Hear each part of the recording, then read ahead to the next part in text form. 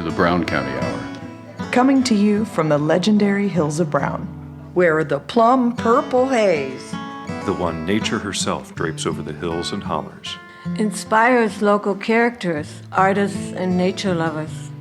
It's as though the hills themselves conspire to create a beauty and culture in the heart of Indiana. Sit for a spell and hear the music. tall tales, true stories, and current goings-on. Brought to you by folks who still know how to sit by a fire in winter and swim buck naked in summer.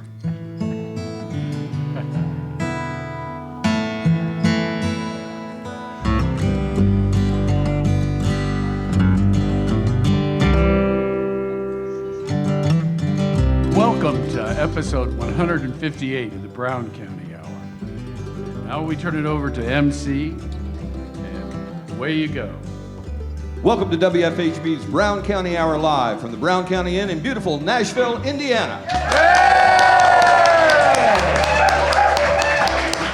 I'm Pappy Hondo, and we're recording in front of a live audience today to showcase for you a wide variety of the kind of entertainment you've come to expect here at this amazing show. Grassroots born, community funded, volunteer created and operated, the Brown County Hour has become one of the jewels of the hills of Brown County, offering a smorgasbord of content with something to satisfy everybody's taste.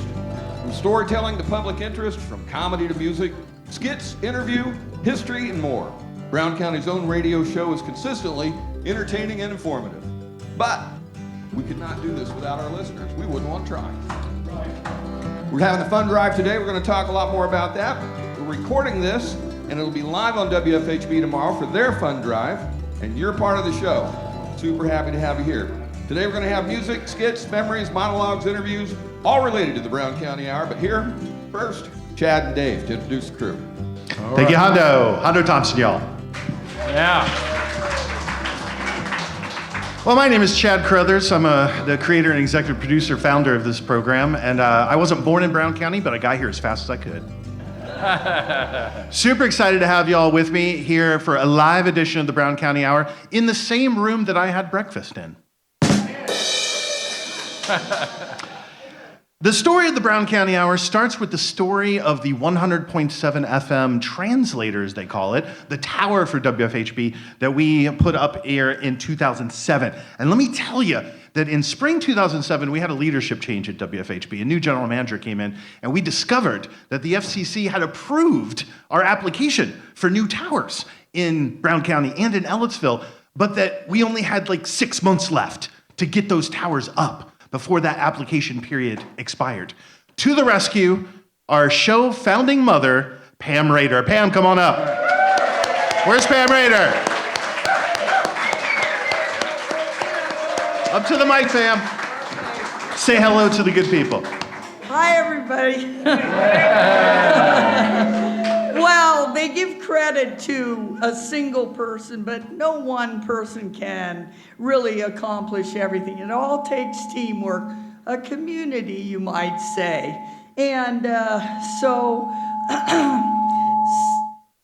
some things are a little bigger than any one person can Pam. do. Here you go, Pam. Okay.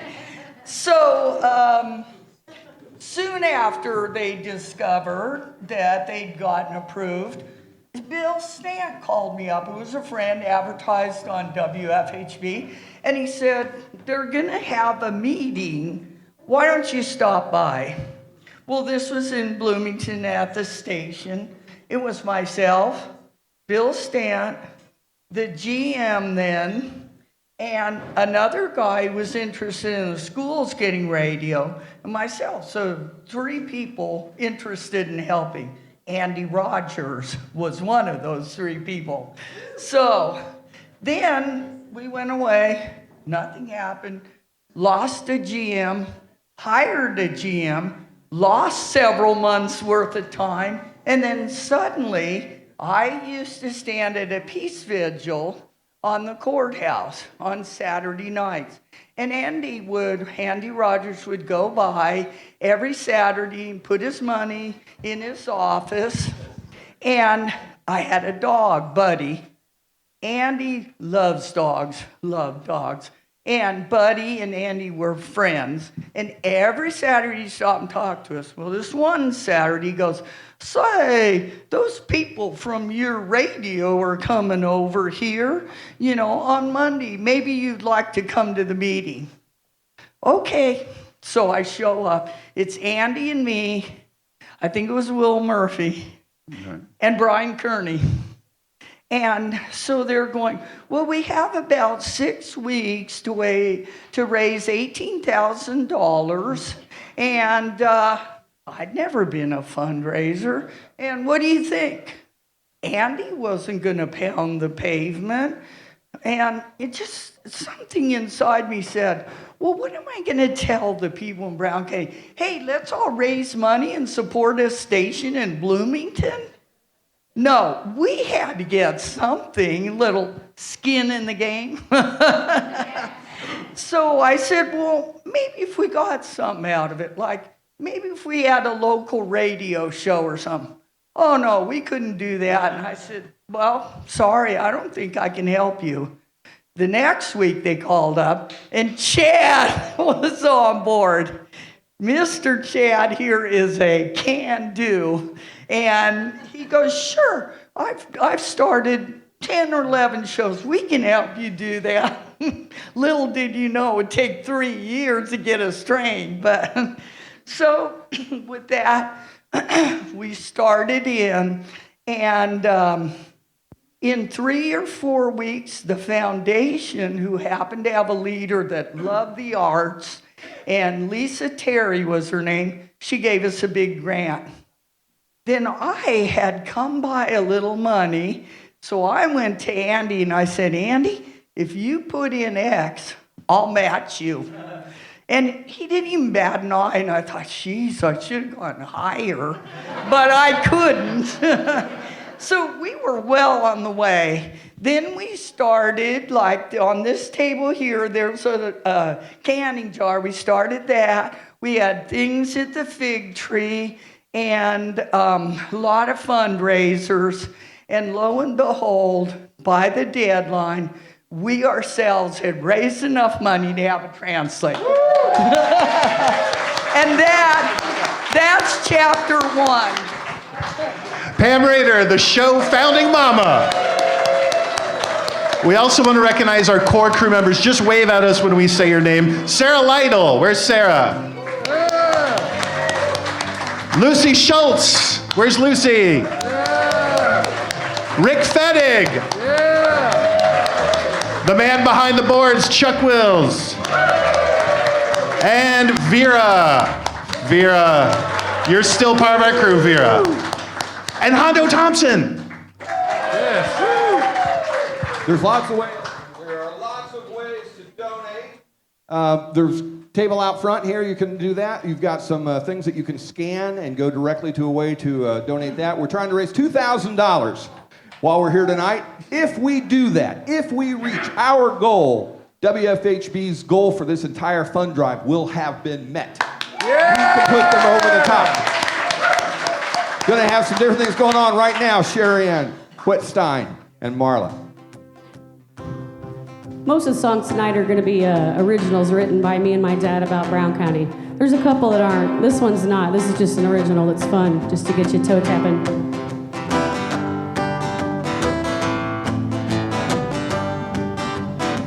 This is Marla over here. And Midnight. Woke up today with a song.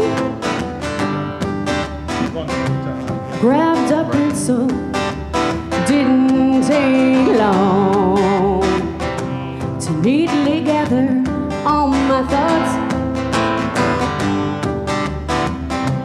jot it down, then connect the dots.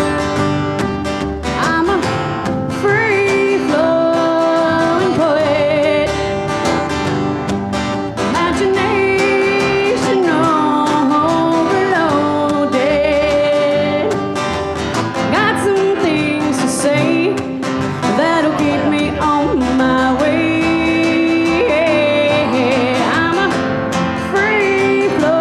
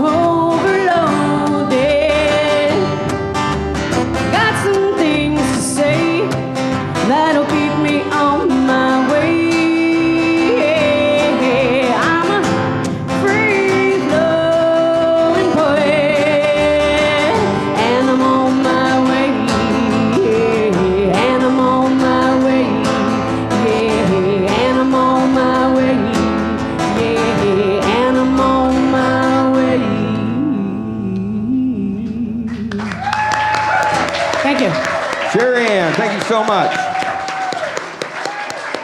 It took a lot of people to get the WFHB tower up and running in Brown County. The anchor donation came from local businessman Andy Rogers. His daughter Andy's here to talk about his legacy. Well, welcome aboard, Andy, and thank you so much for coming tonight. Thank you. Yeah, no, your dad was quite a central figure in Brown County for his entire life, and his father before him, and now here you are, continuing the legacy. I think just about every kid that grew up in Brown County at one point or another ended up working for your dad. I know both of my kids did. I personally never did, but I came along a little too late for that. So tell us a little bit about your memories of your father.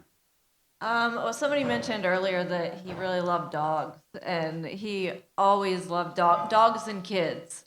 Anytime there were dogs and there were kids around, he loved it.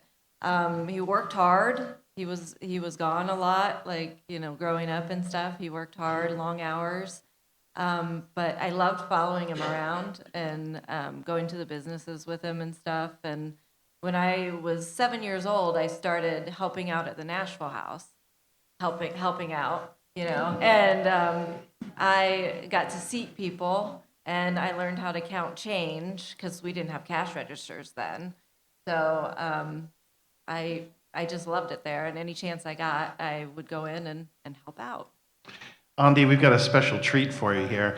Andy Rogers was so important to the establishment of WFHB originally, and then also again to the establishment of the 100.7 tower and the Brown County Hour, that we went into our archives and we found a short little clip of Andy. We just wanted his voice to be here with us today. So here's that clip from Pam Rader's interview with Andy Rogers. I've been here for a long time. And you've helped foster a lot of... I've done a lot of building here. My father rebuilt the Nashville House, and I took it up from there. And of course, I built a couple of hotels. And I've also built 3 banks. I built three different banks here. Now, Andy, as Pam said, it took a lot of people. The Mason Jar campaign, a lot of people to get this tower up and running and this show up and running, but it would not have happened without Andy Rogers. Yeah. He matched all those donations.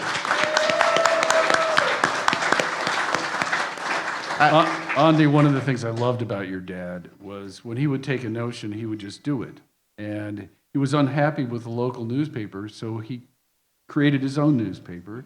He was unhappy with one of the local banks, so he created his own bank. Yeah. I mean, three times he created his own bank. Yeah, 3 times, yeah. I mean, that in itself is pretty remarkable, but Andy was such a, central figure to Brown County for so many years, and as I've already mentioned, he provided income and support for so many people, and it was, his major contribution that got the whole ball rolling for the tower in Brown County and also the Brown County Hour. And it's just absolutely wonderful to have you here this evening. And do you have anything you want to say? Well, it's really interesting because, growing up here, I watched my dad, and then as an adult, I'm finding out all kinds of things that I didn't realize that he was involved in, that he helped with, that he funded. It's really, I have people talk to me about how he gave to the fire departments and, all that kind of stuff. And my dad wasn't really he wasn't a politician. He wasn't out shaking hands and kissing babies, is what he always used to say. I don't shake hands and kiss babies. But he did it sometimes quietly and just, helped out and tried to make this place the best it could be. Well, he certainly did that and more. And it's wonderful to have you and your family still here as part of our continuing legacy in Brown County. Thank you so much. Wanted to acknowledge, too, have you guys seen the new Andy Rogers Way? Have you seen the street that got rededicated as Andy Rogers Way? That was really sweet. Yeah. We appreciate that legacy, and we honor his memory as we celebrate the Brown County Hour. Thank you so much. Thank you, guys. Real pleasure. In the early days of the Brown County Hour, the Liar's Bench was a prominent feature, as it is in Nashville. Where's Lucy? What is the Liar's Bench? Well, let's go to Steve Miller for more. All right, we're welcoming Steve Miller to the interview table here. And Local Sarah. architect Steve Miller. Sarah.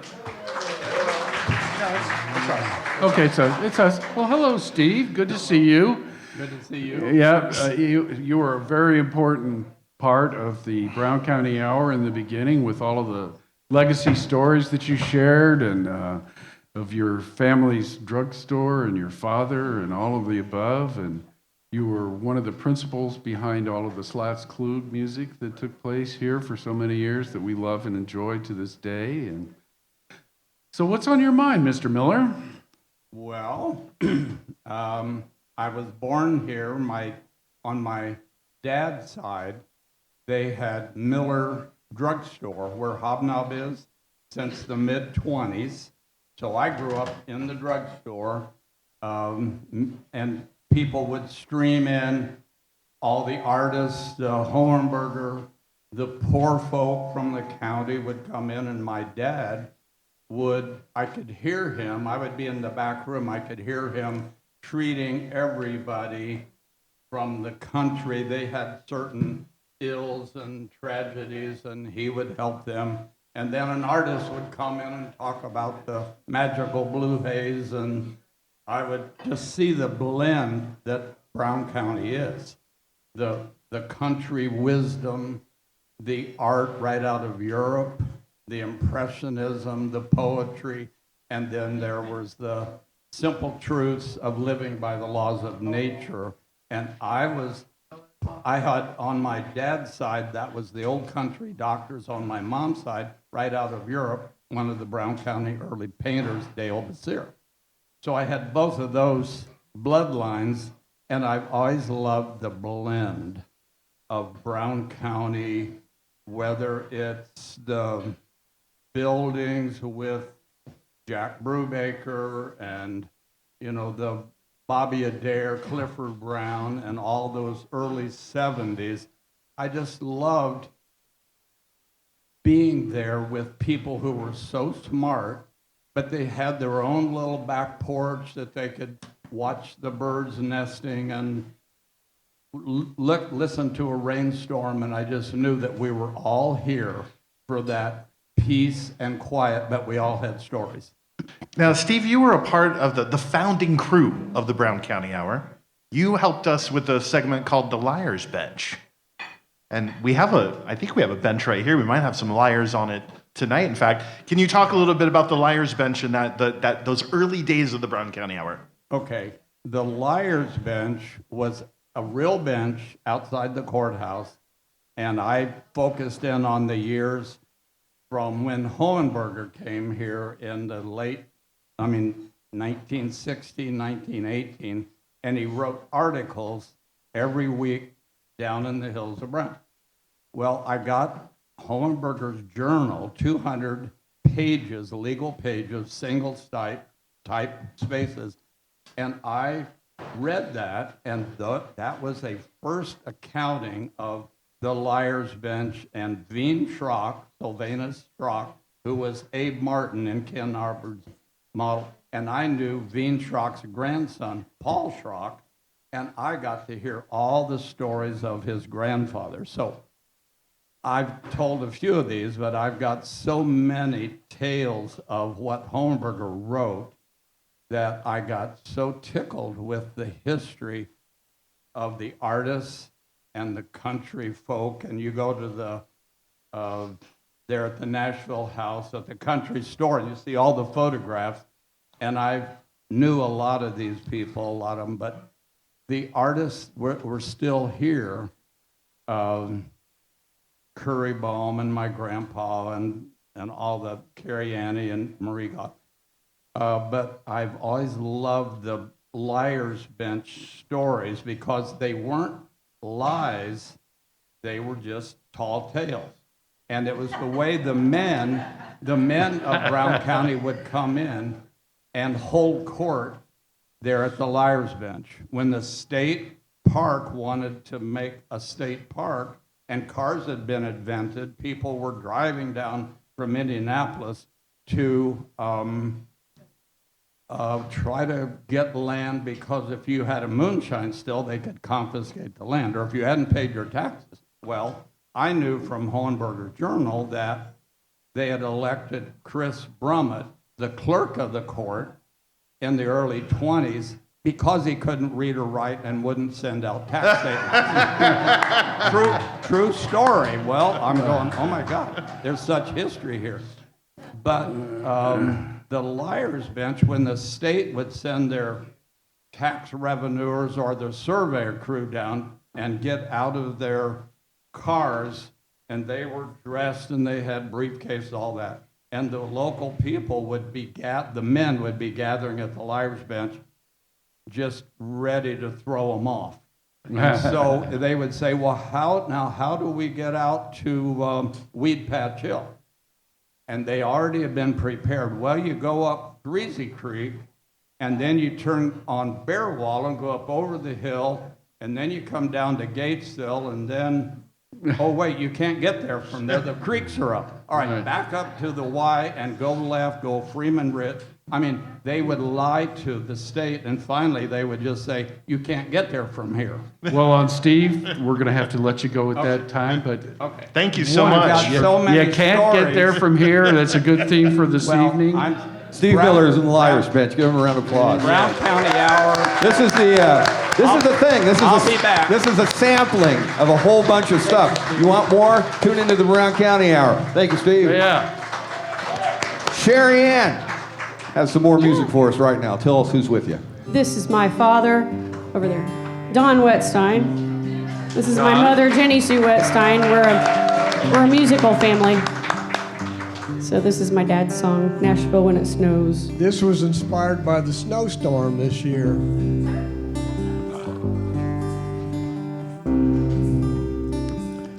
Our little town is magic when it snows. Don't mind it all when the cold wind blows, 'cause it makes me slow down. Take a look around. I love Nashville when it snows. Our little town is magic when it snows.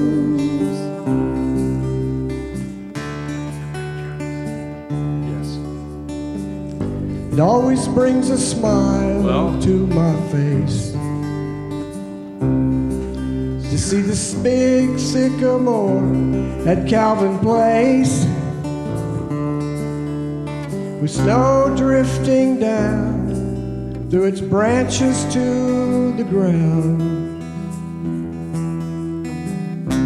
I love Nashville when it snows. Our little town is magic when it snows.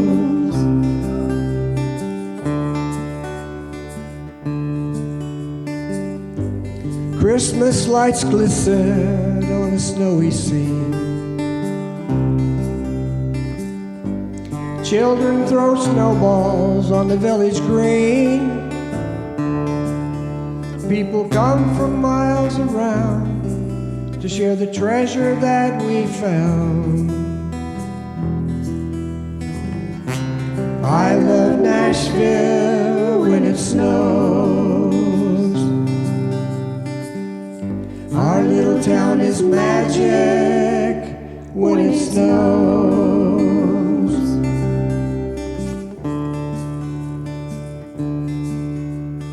Spring and summer are gorgeous. Every season has its draw. Some say fall is best of all, but everyone knows there's something special when it snows. I love Nashville when it snows. Our little town is magic when it snows. Thank you, Lord, for our little town.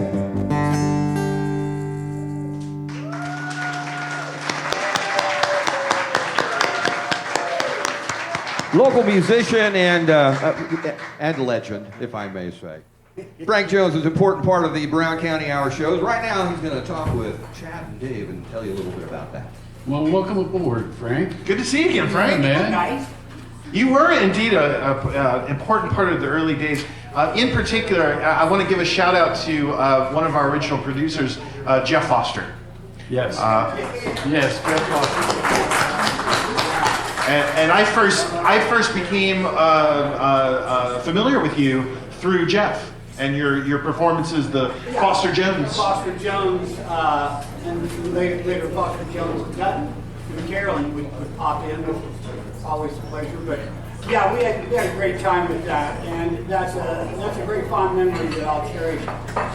Is working with Jeff on the radio, working with Jeff on our YouTube channel or whatever the heck we were doing at the time, you know, picking up pop bottles, whatever it was. No, that was something. Yeah, I really had fun. You know, our Brown County Hour, it was something that when we first heard it, when it first was, you know, opening up, it was something that felt like it should have been there the whole time. Yeah. You know, it's just fit. And it's stayed at that status in my book since then. It's been really good as far as fitting into what we are here. You know, I grew up around here, and I was one of those poor kids that Steve was talking about.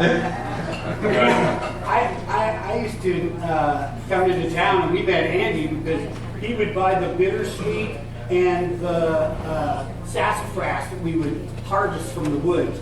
Because those Jones boys could climb some trees. And we'd get up there and get the bittersweet out, and they yank it down there and take a big old bunch. They'd give it, you know, $2 or something.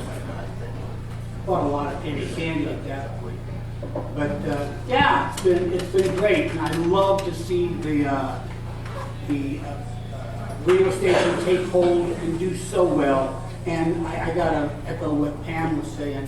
It's really about the people who produce it, create it, and also it just reverberates among the community so well that it's very much. Let's just say it's well supported among its listeners, from what I can see. So. Well, I hope we see that support today because, again, this is a fundraising event for WFHB. And as Hondo mentioned, if we hit our goal for this fundraising event, the station hits its goal for the entire fund drive.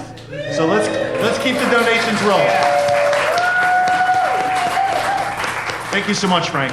Hey, you're very welcome. You guys have a good one. Our friend Jeff Tryon is an essayist for the Brown County Hour. Thank you, Frank. And a contributor to our Brown County, a true observer of human condition, here to give us a few observations about things right now. Thank you. In praise of community radio, I would like to pause a moment and give a thought to what we're doing right here, having a community radio show. It may seem normal and unextraordinary, and clearly there's just probably the people in this room are the only ones that really care, but it is an amazing gift and a privilege to have this, the Brown County Hour, and to have WFHB, volunteer-powered community radio. It is an amazing and wonderful thing. Now, I want to start by saying that WFHB itself is a wonderful thing, a rare and valuable bird in our social ecosystem. I listen to it all the time. Most places don't have this kind of option. Our national airwaves are mostly controlled by corporations and corporate messages and restrictions and rules. It's good to hear something else, something different, every now and then. And it could just be a Bloomington thing. But many folks with vision and foresight did a lot of work to make this little add-on, this little branch out of a monthly show for and about Brown County. And a lot of folks here in Brown County worked really hard and persevered in doing good to help bring this about. And they are still laboring in the background, creating a new show each month for your enlightenment and entertainment. They are volunteers. They do it out of the goodness of their heart and because they think it is a good and worthwhile thing that needs doing for the betterment of the community we all live in. Of course, my principal interest in the whole thing is what I get out of it, which is this right here. From time to time, I come by the little Brown County Hour radio shop up there in the Historical Society building, and they help me to do these little radio commentaries. They never say, you have to say this, or you can't say that. They don't try to edit my writing or make me conform to some weird format. They just sit me down at a microphone and say, go for it. And it's not just me. Jim Eagleman, Rick Fettig, Gunther Flum, all kinds of people have the chance to come in here, have their say, read a poem or sing a song, discuss some important local issue. It seems like they're pretty much up for anything that's Brown County related, as long as it's decent and tasteful and not too long. Nobody likes a space hog hogging up all the airtime. By the way, this doesn't happen everywhere. Everybody doesn't get the same kind of opportunities that we have to get their place on public radio. Heck, most places don't have anything like locally operated community radio. We are richly blessed.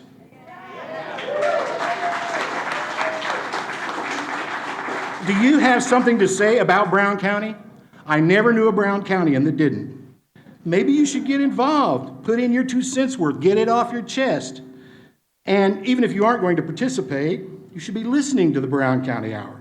There's all kind of cool information and entertainment, and also my thing, which, well, it's me, all right. Like anyone, I have opinions about things.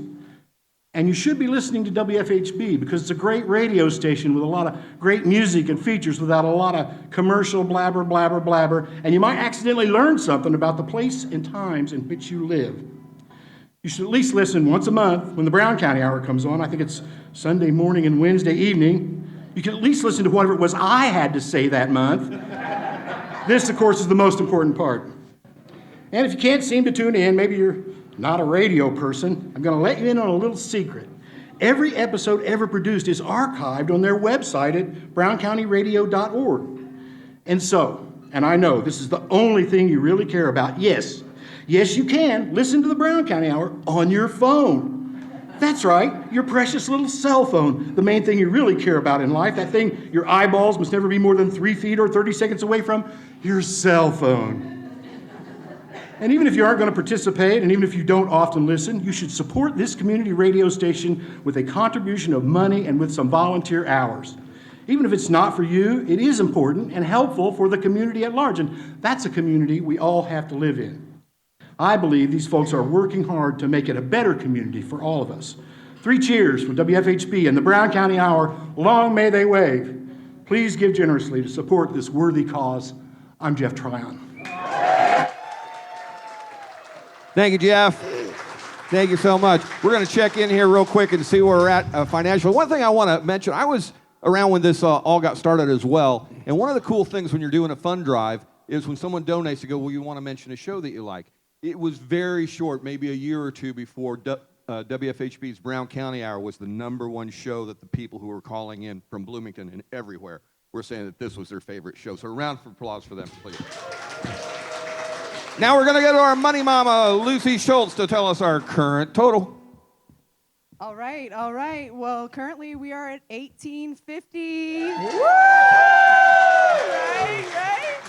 So I'm going to announce some people. We're taking cash donations today. Thank you.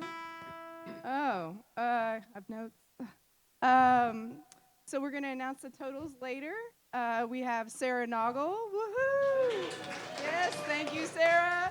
Dave Seastrom and Becky Staff. Woo! Vera Grubbs. Woo!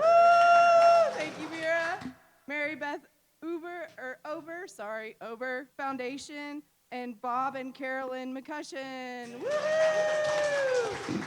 For now, bye-bye. So we're almost there already, and we're just getting started. Thank you very much. More coming from you on next time we talk. What? Okay, there we go. Ladies and gentlemen, Jar Turner, the general manager of WFHB, back in our corner back here.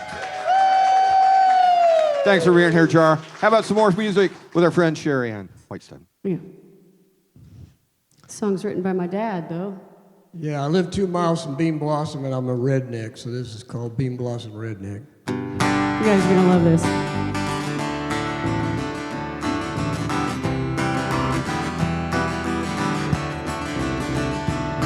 I'm a bean blossom redneck in a place where I belong. There's no finer place I'd rather be.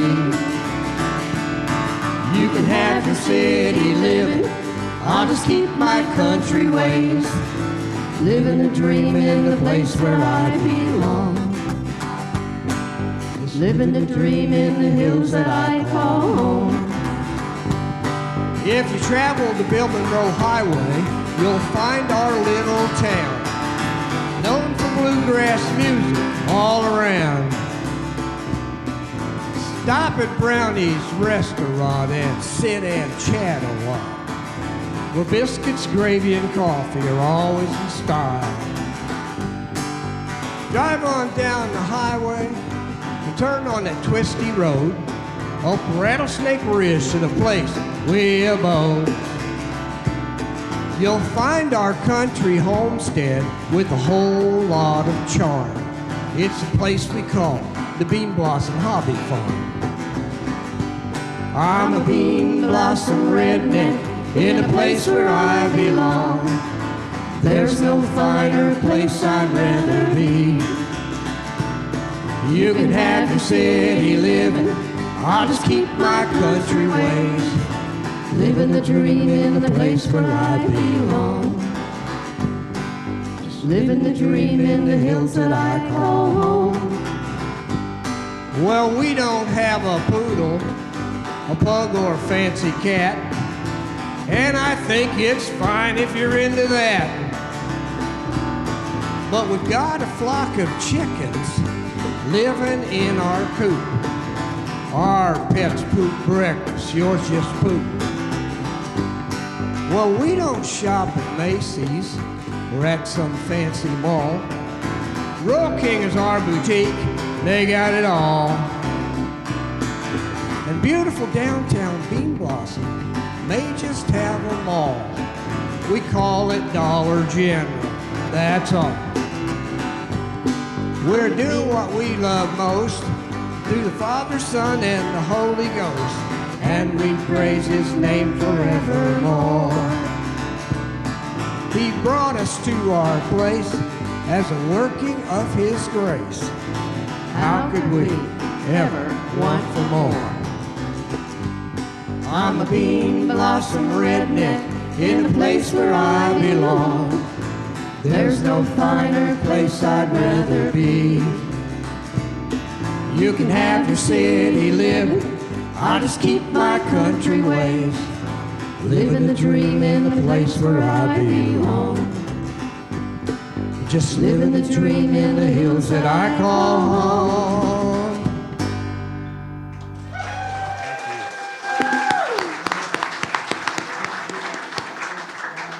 The Story Inn has had one inconvenient location since 1851. Serves them well. Information founders Cindy Schultz and Benjamin join Chad and Dave for an interview. Actually, it's Lucy and Dave this I'm time. sorry, thanks. But, you know, Lucy does kind of look like Chad, or maybe not at all. Whoa, wait a minute. Well, welcome aboard. Thank you so much for coming out this evening. Lucy, this is your aunt and uncle, so It you is probably my have a aunt few and things uncle. to say. As I remember, the story that I was told as a young child was that we were renting the house right next to Story. So we rented it just for a short little bit.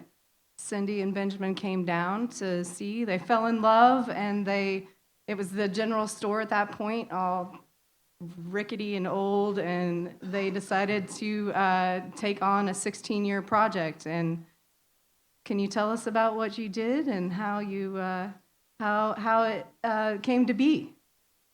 Well, I'll start since I'm related to Lucy most directly. Yes. So how did we start? Well, just like Lucy said, we drove up one day to borrow a truck to move a piano. Imagine that. And we went next door and looked inside and thought, this doesn't look like a very well-loved place. Things were disappearing, the old clock, the mail scales, and we, as historic restoration people, thought that was pitiful. And so we chummed up to the owner at the time. We said, if you ever want to get rid of this place, would you give us a call? And lo and behold, 6 months later, that's exactly what happened. Hello. I need to get rid of the Story Inn because my wife's not too happy with me, and I need to find someone to buy it right away. And so we hawked everything we had, an old industrial sewing machine, record collections, pictures, anything anyone would buy, and we scraped together a down payment and bought it for a shocking low price by today's standards. So that's how we became innkeepers, or that's how we began owning the Story, Indiana property, which at that time was, like Lucy said, ramshackled, sometimes open general store that sold pickled bologna and chili with macaroni and, Wonder Bread. Ooh. So then you turned it into a restaurant and then into an inn, correct? That's more or less correct. And I'm going to let Benjamin take a turn at this because he's a good storyteller too. Well, that's probably about exactly what happened. We saw the old general store, and when you're in your 20s, you can do anything, right? The building should have probably been pushed down with a bulldozer, but we thought, well, hey, we could fix it up. And as Steve Miller said earlier, we really liked the remoteness of the area, going out on the back porch, as Steve said, and listening to the birds. And you don't get much more remote than Story, Indiana. And we thought, we were a new couple at the time, and we thought this would be a great place to raise kids. And that's what evolved over the time that we were there, 15, 16 years. We eventually had chickens and goats and ducks and horses and a garden. And when it evolved into a restaurant, we thought, well, we could raise our own food and then bring it in and cook the food. And so we did a lot of that too. And we had no smoking way back before any restaurants had no smoking. And we got a lot of people mad. People swore they wouldn't come back again if they couldn't smoke. So, but yeah, and the kids, we had 4 kids, and I had a construction company full time, so that was my day job. But I would bring my construction crews down during slow periods, and we bought up the houses one at a time and turned them into overnight rentals.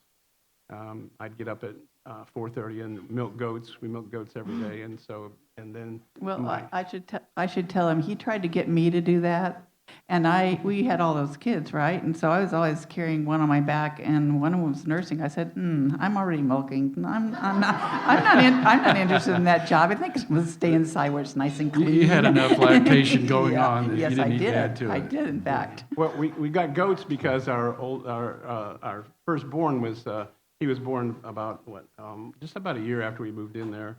And then when we weaned him on a goat's milk, and so that's when we got our first goat, and then we got our second goat. And once you get one or two, yeah, goats and kids, they just kept on coming. So. Well, I hate to be ruthless, folks, but we have a busy schedule tonight. Thank you so much. Well, we're really happy, and Brown County is our heart home, but thank you so much. You are a major part of the story, and it's wonderful to connect. Absolutely. Story, you absolutely made a legacy. It's part of our community. Thank you so much for thank you all. your contributions.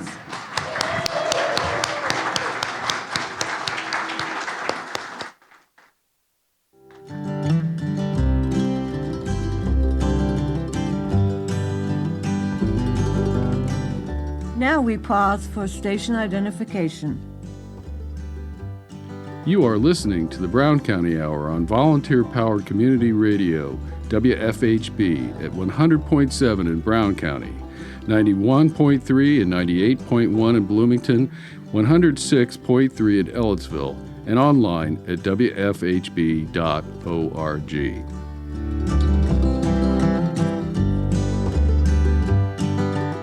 Support for WFHB comes from the Brown County Inn, located just off the main street of Nashville, Indiana, at 51 State Road 46 East. Brown County Inn is also a restaurant, bar, and gathering place for visitors and locals alike. More information at browncountyinn.com.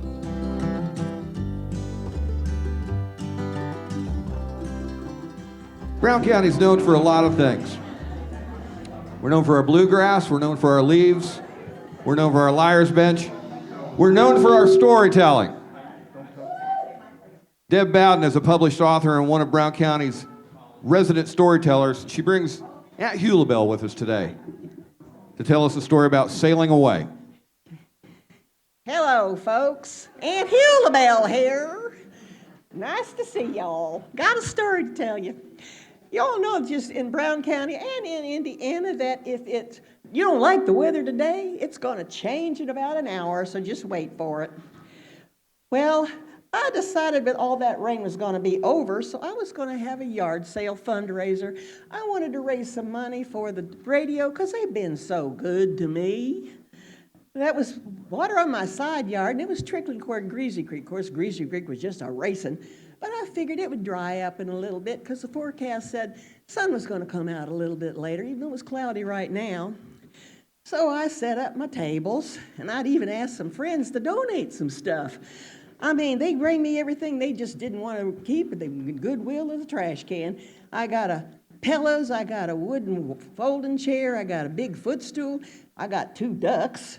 I got some fresh baked cookies all wrapped up in plastic bags, 2 pumpkin pies, costume jewelry, a hen and a rooster named Noodles and Dumpling, and even Carrie donated that old wooden ironing board, an iron that she was given as a wedding present. Oh my God, she hated that.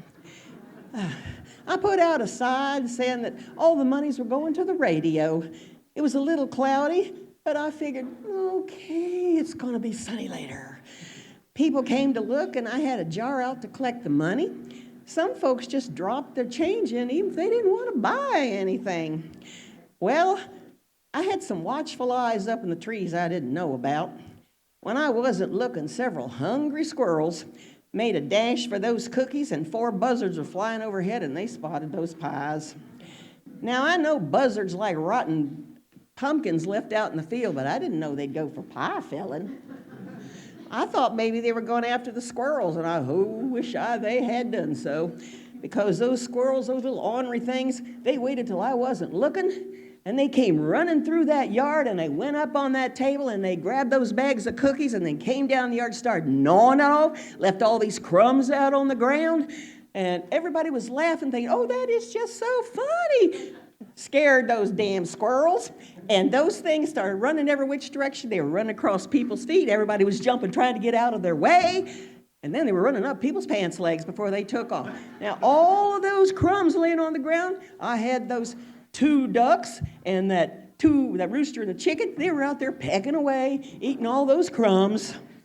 So I thought, okay, let me see here. Okay, I'm just sorry about that. That startled the ducks. They took off, and they got over there and started swimming around in that little bit of water over there. Well, the next thing you know, those buzzards, they saw those pumpkin pies, and they came swooping down after them. Everyone started screaming and hollering, and they were running to their cars. I guess they'd had enough of Mother Nature for one day. So I decided, okay, I'll just clean up the mess, and I'll start fresh. Nah, it ain't gonna happen. All of a sudden, the wind picked up. And then it was so strong that those tree limbs were just a-flying all over the place. You'd think they were out there dancing a reel.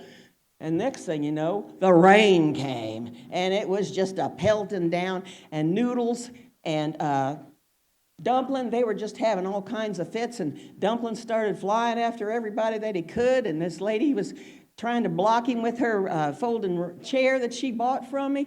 And he couldn't get to her, so he went after this woman who had the ironing board and the iron. And she threw that iron at him, and it hit the table, knocked the whole table over. Also caught this man, and he fell over on the table, landed on the ground. Noodles was in his lap, and he had all this jewelry hanging on him. And then that doggone rooster, trying to protect his lady love, was out there running around trying to nail anybody that he can. And then, since he couldn't get that other woman that he was trying to get, he went after the woman with the iron and the ironing board. Well, she threw that iron, and it knocked the other table and slid everything off onto the ground. And then she got that ironing board, and I swear to God, I've never seen anything like that. She threw it like a frisbee. It went sailing all over there and landed in that puddle of water. The ducks climbed up on it. They were just as happy as they could be.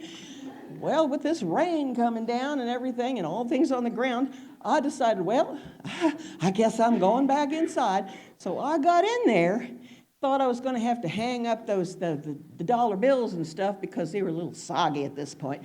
And then as I was hanging them up on a clothesline that I had strung all across my dining room window, I looked out, and just before that gully washer turned into a solid sheet where you couldn't even see your eyes, there's those ducks on that ironing board, floating down the river. Next thing you know, they're in Greasy Creek, floating down Greasy Creek. I sure do hope they like surfing. Have a good evening. Aunt Hulabelle, thank you so much. Bowden, appreciate it. Let's get some more music now with Sherry Ann and Marla. Right. I haven't got to my Brown County songs yet. This is just another fun little ditty. WFHB's been playing my album, and this is one of the songs they like. I feel like I'm falling. I sure do need you calling. See if I am down. My feet just spun around. I don't know which way's up. I don't know what's down. If I look from side to side, the whole world spins around. I can walk a straight and narrow, a broken wheel on a wheelbarrow. Check engine lights on and my sense of direction is gone. Vertigo, oh, you must go. I need my life as I know. Vertigo, just go away. I wanna dance today. Hold my hand, help me stand, hold me close, don't let go. What I'm up to, I don't know. The way I feel is so unreal. Got me all confused and dizzy. Brain is reeling, senses busy.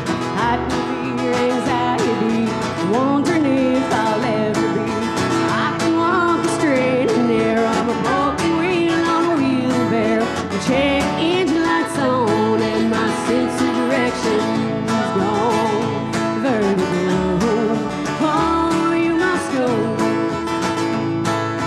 I need my life as I know. Vertigo, just go away. I wanna dance today. Take it away, sister. Stop it.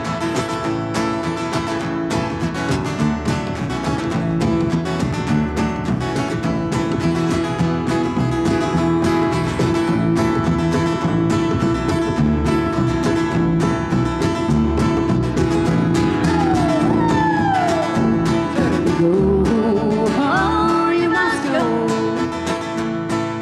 I need my life as I know. Vertigo, just go away. I wanna dance today.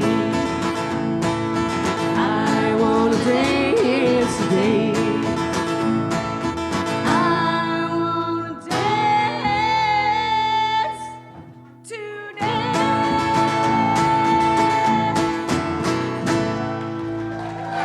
Thank you, thank you. My goodness sakes, thank you so much. Now we're going to talk about some memories here, and Pam Rader's back up. We're going to talk about a little event we had, and I was there with you. Remember that? Yeah. Down at Mike's Dance Barn. Get right on the mic. Okay. Tell us what happened down there when we first got going on this, that All silent right. auction. Chapter 2. Now that we had the frequency, we had no equipment. We had to raise money for that.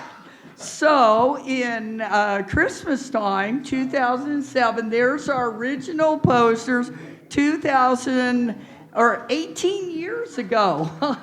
And talk about a pack rat. But anyway, we had this big event at Mike's Dance Barn. Danielle Dawn was the head of the visitor center. She helped arrange it. Mike was so gracious. The place was packed. We raised enough money to have the equipment and to pay rent on a place. Chapter 3, to be continued at our next fund drive, is how we found a place and got trained. And it had to do with Chad. You're going to talk right in that mic, okay? It's storytelling, I tell you. Thank you, Pam. It was something, I remember it. Well, let's go over to the table and find out from the man himself, Mr. Mike Robertson from Mike's Dance Bar. Hey, Mike. Howdy do, howdy do.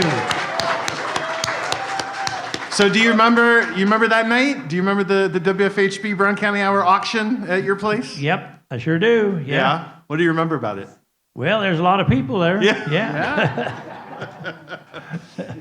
It was a real sense of community of people coming together to like make this thing real. It was really amazing, and we so wanted to have you a part of this show to recognize that part of the history, and thank you for being a part of that. Well, you're welcome. I'm glad too.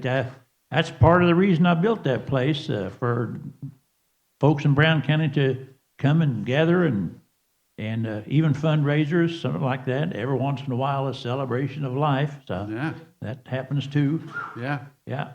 No, your location is just ideal for people, and you've sponsored so many different events that everybody knows about and has attended.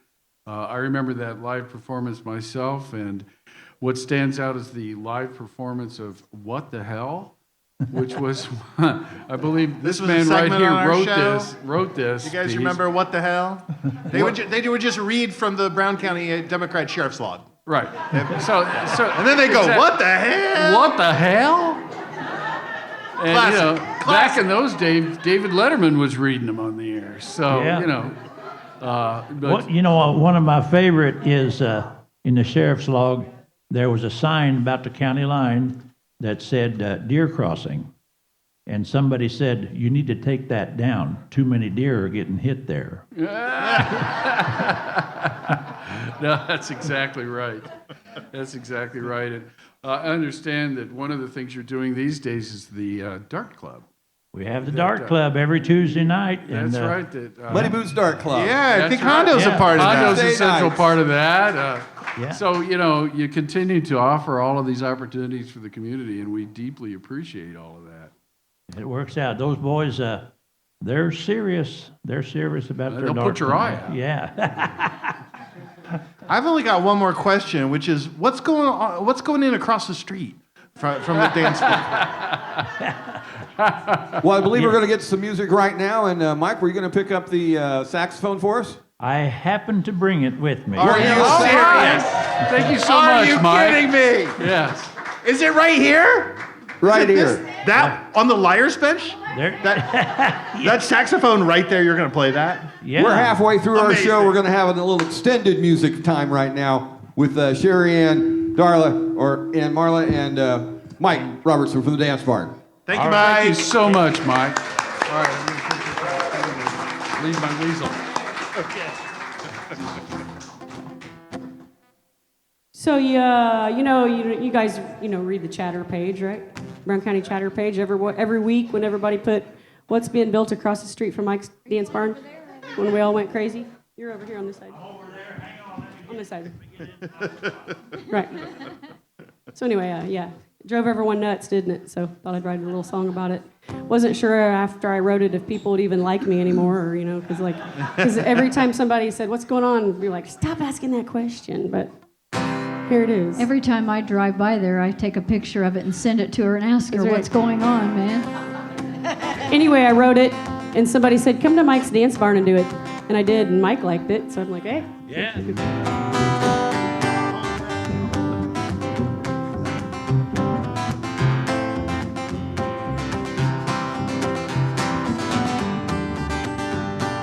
If you come to our town and take a look around, oh, the sights you will see.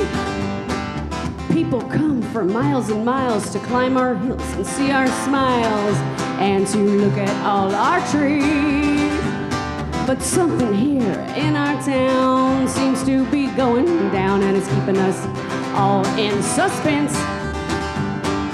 We've all been guessing, we're all in suspense. What's going on? Across from Mike's Dance Barn.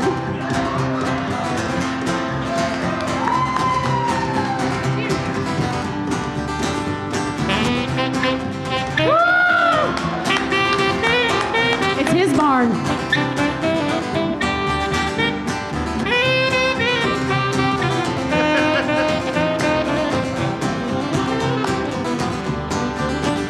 If you scroll our local page, you'll see we like to engage and carry on and chatter with our friends. We'll talk about a pirate who always seems to inspire us. Seems like the comments never end. But something here in our town seems to be going down, and it's keeping us all on offense. We've all been guessing, we're all in suspense. What's going on? Across from Mike's Dance Barn.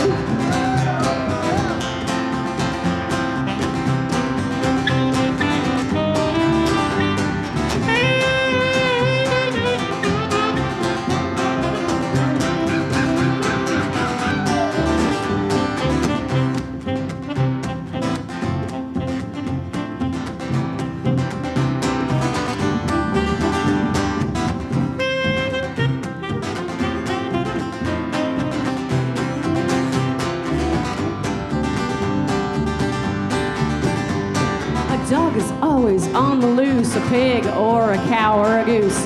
Next week it's probably gonna be a moose. Quite the buzz about the eclipse, trying to dispel the myths. Seems like a brink of apocalypse. But something here in our town seems to be going down, and it's keeping us all in suspense.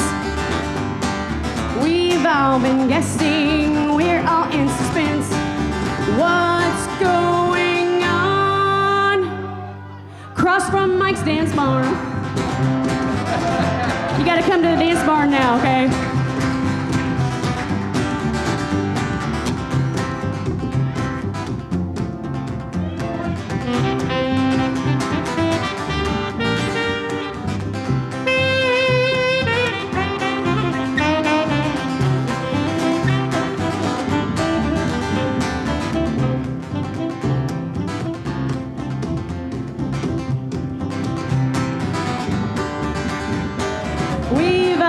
Guessing, we're all in suspense. What's going on? Across from Mike's Dance Barn.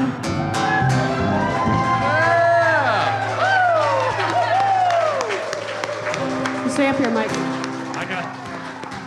I got to tell you a funny story. Well, we can't have to do that right now. We got to keep going, Mike. We got to keep going. Liz Hart, a round of applause for Mike in the Dance Barn. It's Mike's 6:04. We're halfway through the show. You're listening to WFHB's Brown County Hour, coming to you live from the Brown County Inn in beautiful Nashville, Indiana. Yeah! Where's my money, Mama? Lucy, come tell us what's going on the financial world. Sorry, we're at 2430. Woo!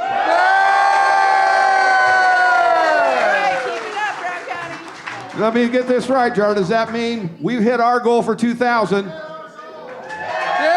the radio station has hit their goal for fund drive because of Brown County. Thank you so much. Right. That is just fantastic. All right, let's move on. Memories. Jim Engelman is our resident naturalist on the Brown County Hour and a long-time contributor to the Brown County Hour. His segment, Nature Ramblings, educates us on natural beauty. Yeah. Welcome to the show. Thank you, thank you. What a great place to be tonight, huh? Woo! Hello, Jeff. Good to see you. Good to see you. Right? I wondered what I would call my nature segment on the Brown County Hour, and my wife said, well, you ramble a lot when you talk.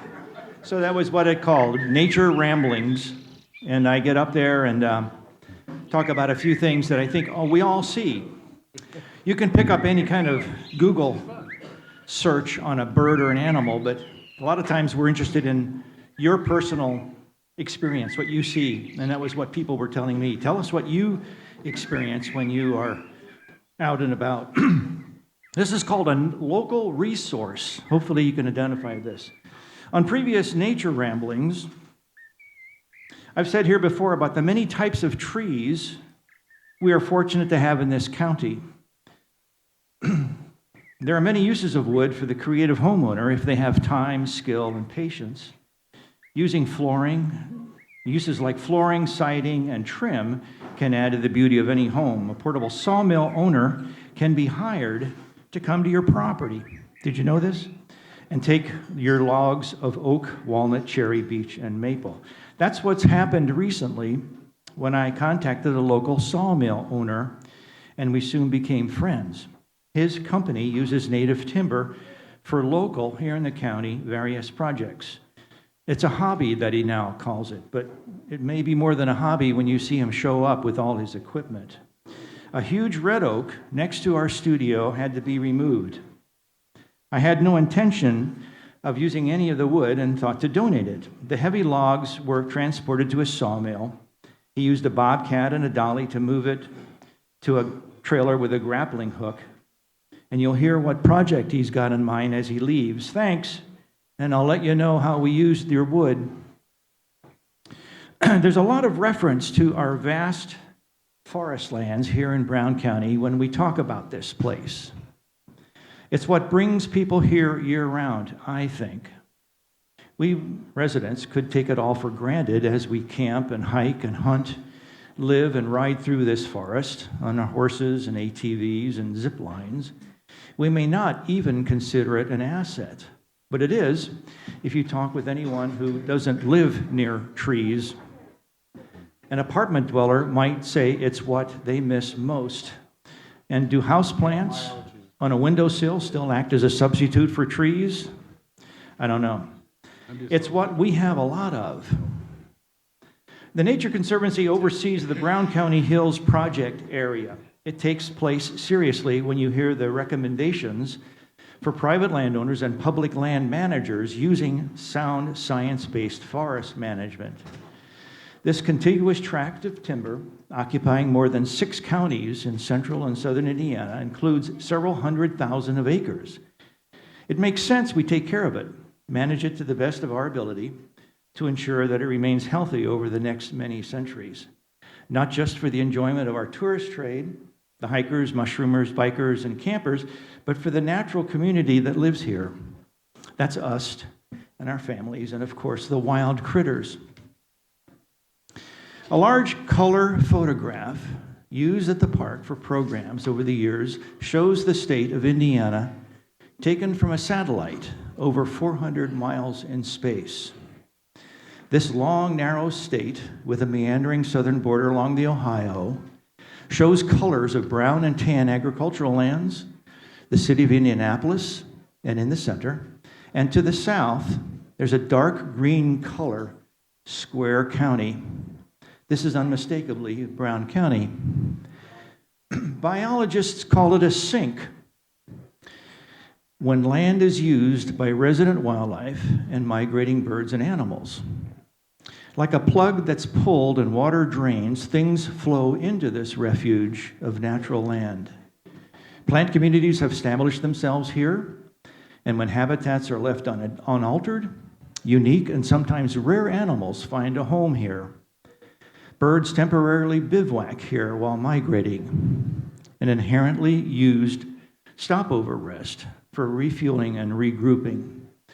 The entire park and nearby national forest has been designated an IBA, an important bird area. Our glacial history reminds us that it's the sedimentary sandstone that continues to be carved and shaped, creating deep ravines, rocky ridges, and wide floodplains.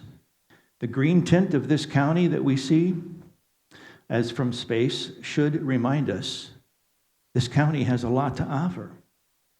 It's unique when compared to the counties around it, and well worth telling of this more recent story of a historic art colony, a preserved and protected conservation area, and of course, it's a traditional Hoosier beauty spot. So you'd have a tough time convincing me it isn't trees that are our most recognizable attribute. When you consider the forest's devastating removal during the early years and its slow and inevitable recovery, this indicates resiliency. It now comprises both kinds of forest communities, the beech maple and the oak hickory complexes. Many diverse habitats are typical of this young stand, though surprising, a forest of young hardwoods exhibits more homes and niches than a mature stand, and surprisingly, even more than an old growth forest. Why? Look at the forest outside your door or along the road. Many levels called strata reveal nooks and crannies for mammals and reptiles to live. Also insects and birds. An overlapping set of habitat conditions can satisfy a myriad of critters. And insects are by far the most numerous and significant in the role they play. It was conservationist Aldo Leopold who said, "We abuse land because we consider it a commodity belonging to us. When we see land as a community to which we all belong, we may begin to use it with love and respect." A true land advocate, Leopold hoped by using this metaphor, like loving someone or something, people could perhaps see land viewed in a similar manner and love and care for it, since we receive so many bountiful gifts. Well, speaking of gifts, it was my donated red oak at auction that was used to help purchase the next lot for the Habitat for Humanity house. What a great bunch of news, I thought. A Brown County tree used to help build a Brown County house for a Brown County family. Couldn't be happier. This is Jim Eagleman for Nature Ramblings. Thanks for listening.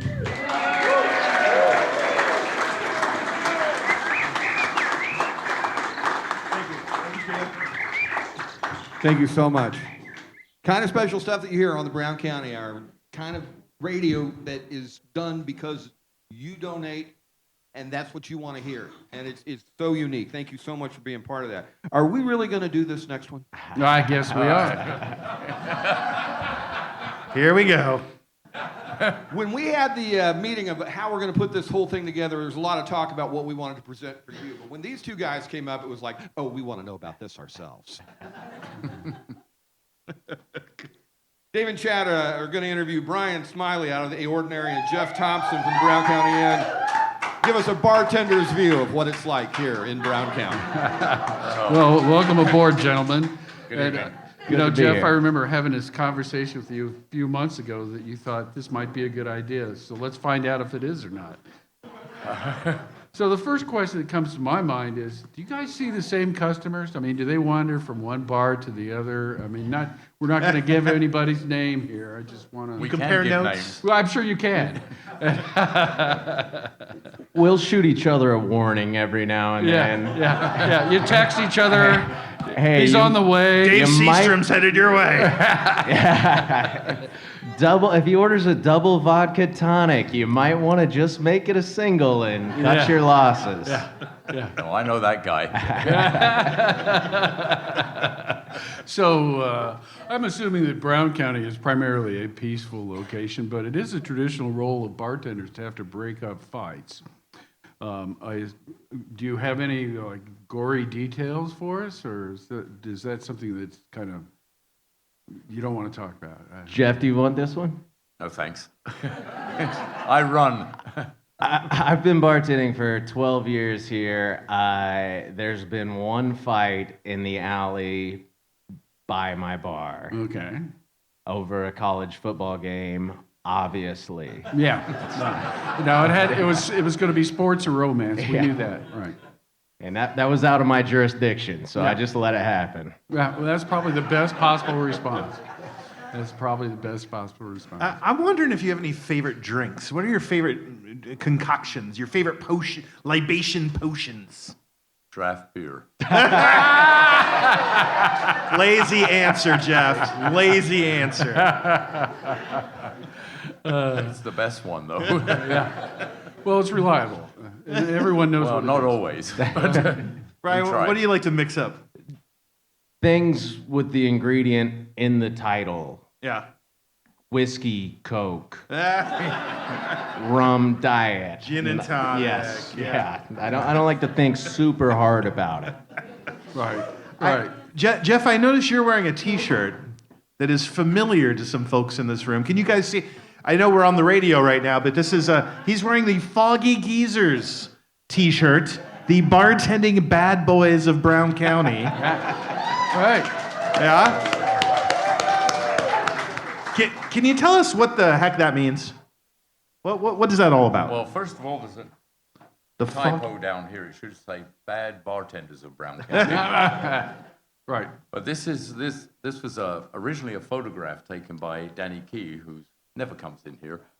And yeah, we see him all. It just, you sure? And the photo sat behind the bar, and then about a year later, I don't know, a couple of us were sitting there and said, that might make a fun T-shirt.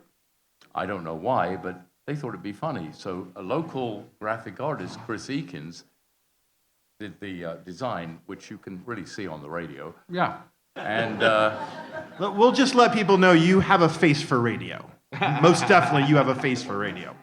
And after a while, we thought we'd just do it for fun. So we had the T-shirts made by the Eagle Manufacturing at the high school. And then all of a sudden, the inn came and said, hey, you know what? Why are all the staff wearing these things? I said, well, you need to sell them. So we put the name of the bar on the back, and they started selling like crazy. Now, who knows why anybody would want to wear our faces on their shirts all the time, but we sell a lot of money and a lot of those shirts, and what we do is 40% of the sales revenue goes to charity. Ah, all right. Which, there you go. Yeah. And some of that is right here. What? Yeah. You have a check? Well, Jeff has a check. It's only a quarter, but it's okay. We don't sell that many shirts. But no, this is for you guys. Aw. Oh my goodness. Woo. This is what it's all about, friends. Raising money for public radio. Thank you so much. No problem. That is very generous of you guys. Yes, thank you so much to the Brown County Inn for hosting us and for putting their money where their room is, too. We appreciate this. Their bartender's AOL right now. I mean, here he is yakking away when he should be serving them up. So Thank you, guys. Thank you so much. Well done. Thanks. Smiley and Jeff. All right, you can still make donations. Right over here, I want to introduce Emily Jackson, the president of our board of directors at WFHB.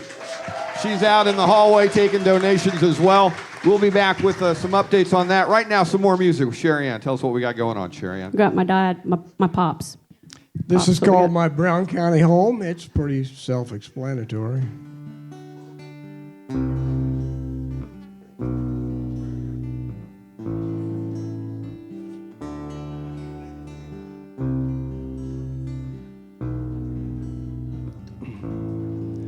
Well, I've been to Colorado and I slept beneath the pines. I scaled the mountains near the Great Divide.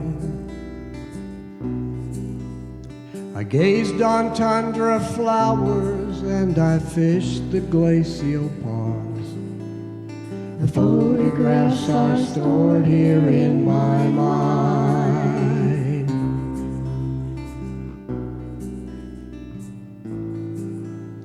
I climbed a northwest mountain till I almost reached the sky. Lee and I could see 200 miles. Shasta was in front of us, Mount Hood was far behind. The photographs are stored here in my mind. Yes, I've been a lot of places, but I know where I belong. It's here in my forest that I roam. 'Cause home is where the heart is, and I know where mine belongs. It's here in my Brown County home.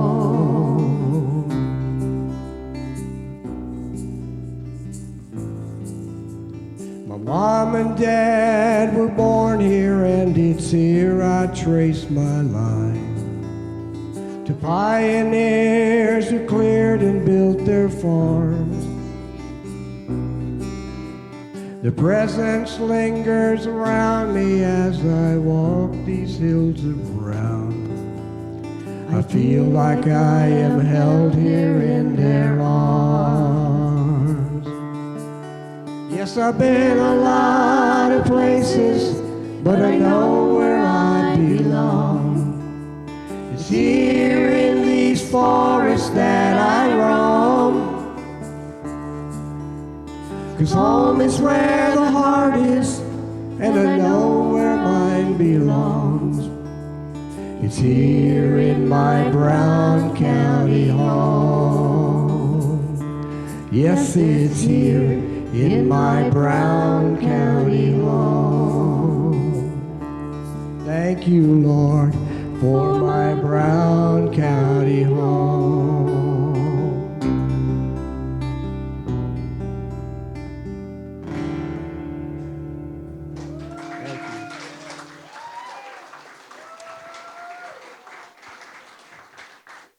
So our beloved cast member Jim Lemon created on the show some of the most memorable characters, one of our most memorable characters on a call-in show during the COVID time. Brown County is a home to a wide assortment of unique characters, but Jim and Marcia Lemon are going to join us now and talk about one of those. Welcome to our newest segment, Squatch Talk. Squatch Talk. I'm your host, Chuck Wills, introducing our newest contributor, Sasquatch. You may remember him from our pandemic-era social distancing interview. The big guy was a real pro behind the mic and a pretty interesting fella. So we've invited callers to join us for a little Bigfoot Q&A. Sasquatch, over to you, buddy. Hey, thanks, Chuck. This is amazing. We always wanted to be on the radio.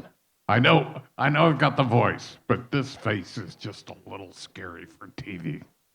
Well, Squatch, we're happy to have you. And now let's welcome our first caller. It's Ed from Gnawbone.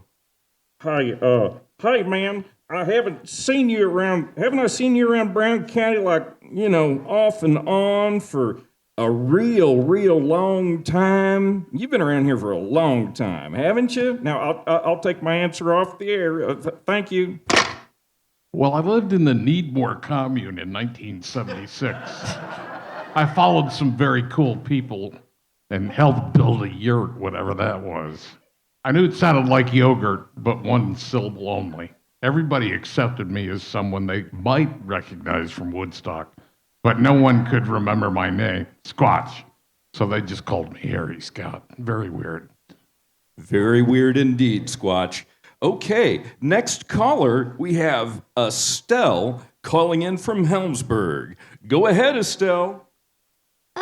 Yes, this is Estelle, and I regularly take the Brown County Democrat newspaper. Weren't you in the Sheriff's Blotter section roughly 10 years ago? As I recall, there was a report of a Bigfoot wandering through Helmsburg wearing a plaid shirt. Sir, was that you? Yeah, I remember that. I got a lot of flack for that, too. I got locked out of the laundromat there in town, and all I had on was my lumberjack and plaid shirt. And sure enough, there was a local trying to snap a photo. I'm just trying to preserve a little dignity here, people, and wash up, and here comes Karen with a camera. Seriously, people, give a guy a break. So I did what I do best, disappear.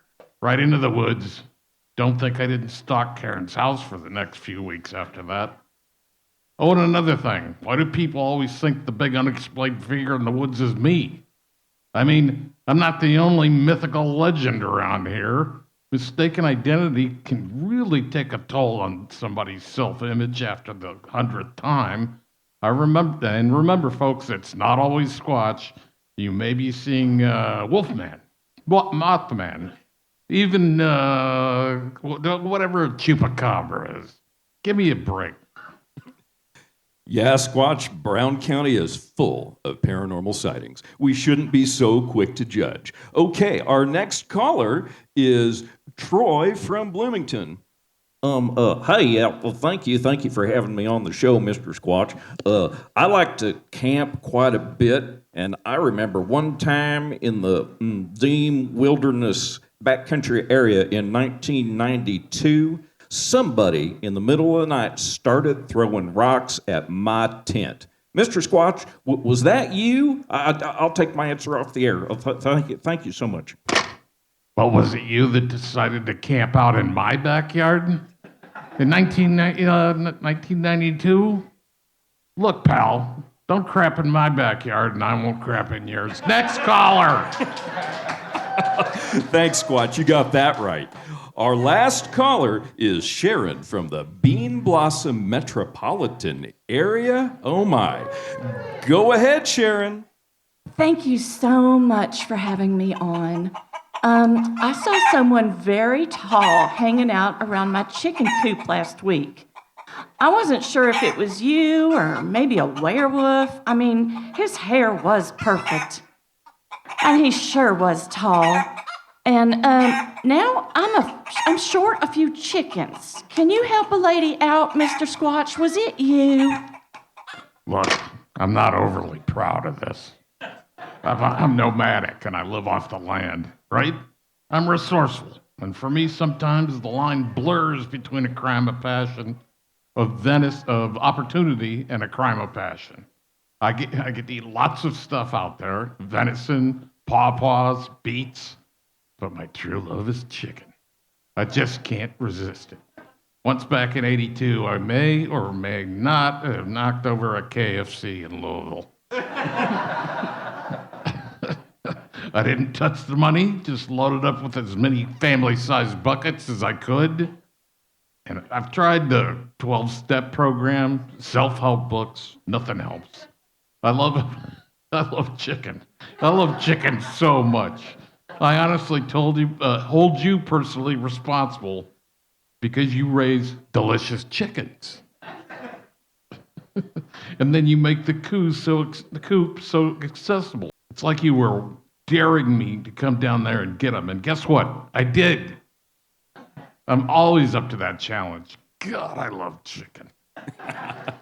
All right, Squatch. That's all the time we have for today. Thank you for joining us on Squatch Talk. Squatch Talk. If you have any questions for the big guy, email them to studio@browncountyhour.com. Crank it up, Brown County, and rip the knob off. Okay.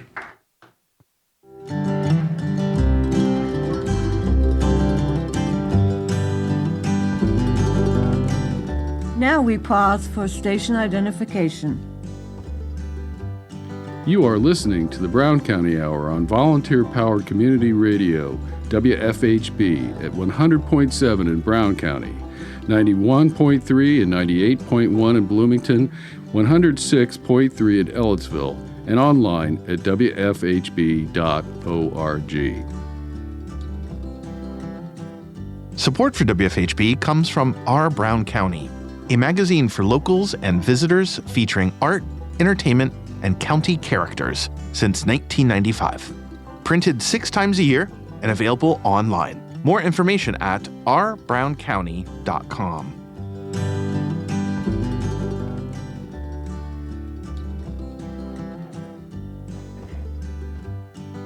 Well, you find yourself talking about the Brown County music scene. You can't do it without talking about Dave Gore. We featured him many times. That's right. Dave's been featured many times with his partnerships with Rowdy Bowden, Slash Clug. Dave and Chad are going to talk a little bit more about that right now. Welcome, Dave Gore. Yes. Thank you. Thank you. I've followed a lot of people on stage, but I've never followed Sasquatch. That's a hard act to follow. It is a hard act to follow, and the odor that he leaves behind is something that does remind you constantly that he was here. So. I know you can't appreciate that on the radio, but No, if you were can't. here. Yeah, they're still working on smell-o-vision, but yeah. Well, Dave, you have been a principal part of the music scene forever, and certainly your entire life. And we've had you in the Brown County Hour so many times in so many different contexts. It's just wonderful to see you again and to have you here for this event. Thank you. It's an honor. It's an honor. I love WFHB, my favorite radio station. It's always on at my house. Yeah. Much Yeah, to my what? wife's frustration and disgust. Could you turn that off for a half an hour, please? Well, this is something we do as married people for our beloved That's right, spouses. yeah. Right. We have to It's give the a little. soundtrack to life in the Gore house. That is, That's that right. is. It is. Well, it's hard to think of any serious musical activity that has taken place in the last 50 years in Brown County that you weren't a major part of.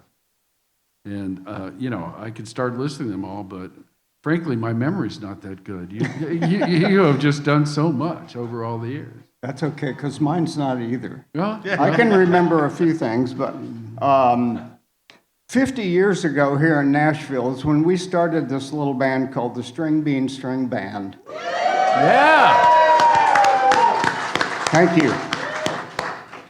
Some of you remember that, really. That's pretty amazing. Okay, there's a couple out there. There was nobody playing music on the streets in Nashville back then. And we were one of the bands that, I don't know if we actually started any of that. We started playing at the Old Hickory Inn, which is now the Ordinary. And we played there. Mrs. Wilson, that owned the Old Hickory, let us come in and audition one night, and we were so bad. Our PA broke down, so we had to do everything without a sound system.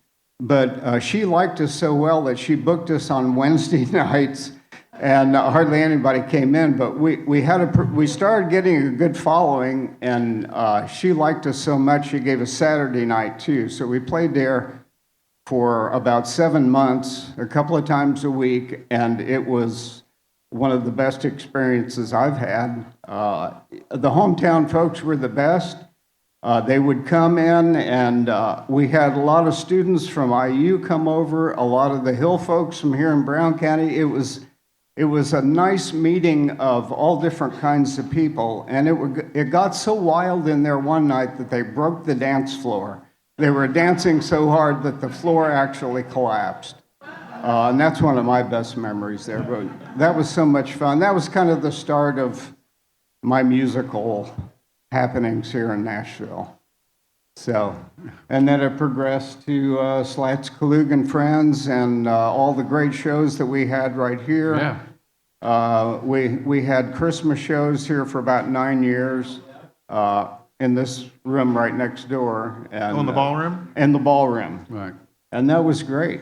Well, I wanted to ask you about Slats, because Yeah. that's the theme song to our show is a Slats Klug song. So let's finish with talking about some Slats memories. Well, Slats came here in the sometime in the mid-90s. I think he and Lauren Robert moved from New York City. They moved to Bloomington. They started a little kind of a swamp boogie Cajun rock band called Mojo Hand. Yeah. And then, And then Slats and Lauren got involved with Steve Miller, and Steve shared a lot of the stories that he told you about earlier. And Slats put a lot of those songs to music. And we did, I've lost track now, I think we did 5 CDs, and we did a couple of Christmas CDs, and we did a bunch of Christmas shows. So it was great fun. I miss Slats a lot, and he's gone on to a different place, but he left us with a lot of great music. If any of you folks have not heard the Liar's Bench or the My Brown County Home CDs, I'm not sure where you can get them, but I think they still sell them at the Brown County Antique Mall on the way to Columbus. I know they still have a few of them there. And I don't know if they're all out of print by now, but... at the library, too. You can check and them they out. have them at the library. You can check them out at the library for free. So I know we're running out of time. Everybody, please pitch in. If you can only give $5, if you can give 500, that's great. I know they've met the goal, but they will still accept more money, I think. So that's about it from me. Dave Gore. Thank you. David Gore. Thank you. Thank you, Dave. You betcha. Well, you still time to donate. Like I said, we've got a couple different opportunities. Even after we're done here, the fund drive goes on through the end of the day tomorrow, if I'm not mistaken. Keep supporting. Given the atmosphere we're currently in, we need all the support we can get. Appreciate that. Sherry Ann, you want some more music? Here you go, some more music here on WFHB. Well, in this town, we all have, a lot of us have alpha-gal. Does everybody know what that is by now? Does everybody know by now? Well, anyway, so I like to write silly songs, so this is another song I wrote because, well, a lot of us have alpha-gal, so this is called Alpha Pals. You like that? I'm full of cheese.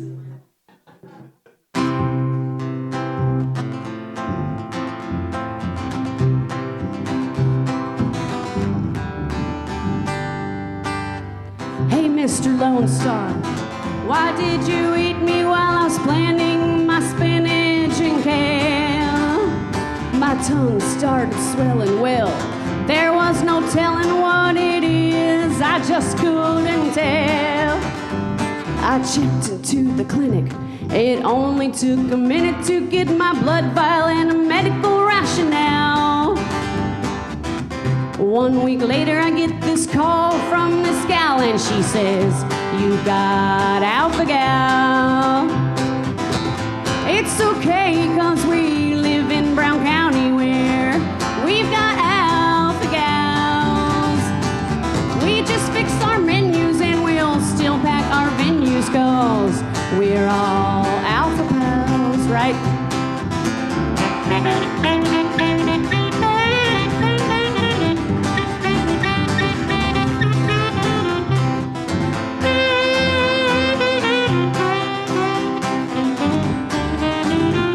You're helping me with picking, well, I'll eat the chicken, but oh, I'll pass on the cheese. Giving up my bacon was so heartbreaking when I was stricken with this terrible tick disease. If you drive up to the county, well, it ain't as pretty, and they don't even know what I'm talking about with this little ditty.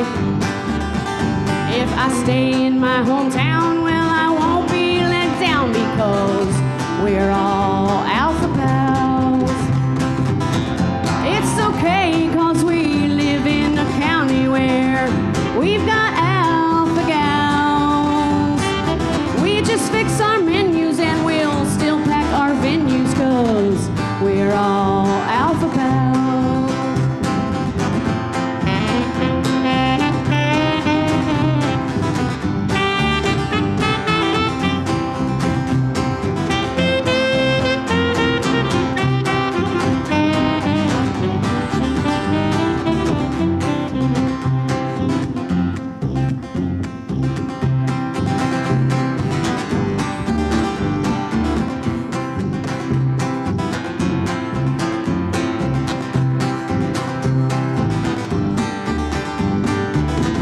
It's okay, 'cause we live in Brown County where we've got alpha gals. We just fix our menus and we'll still pack our venues, 'cause we're all alpha pals. We're all alpha pals. We're all alpha pals. Thank you, thank you. Thank you, Sherry. Thank you, Marla. Thank you, Mike. Well, Gary Bartels created an outdoor experience called Explore Brown County. Well, thank you. And I am an Alpha Pal, part of the Alpha Pal gang. Yep. Full disclosure, me too. Yeah. Yeah. Who knew? But we should do a It's a catching poll on. here. How many have Alpha Gal? Yeah, it's catching on. Yeah, exactly. All right. Gary Bartels is here with Explore Brown County. What is that? What is Explore Brown County? You know, I was trying to figure that out. Well, we sell fun, connecting people, and making memories of Brown County. And been in business for 27 years now. Wow. Come to Brown County in 1979. You left a real job to do that. No, I was still working a job while creating the business, so it was a challenge. Yeah. I couldn't have done it without my lovely wife, Patricia Sunshine. I think most of you know her as the art teacher, Mrs. Bartels. There you go. The more famous half of the union. Oh, that's right. She's an artist, too. I think I forgot to mention that. What prompted you to do this? Well, originally it was, we were going to start a children's camp. Really? And so it morphed into, when you get two boys doing crazy adventure things in the woods, it morphed into an adventure retreat.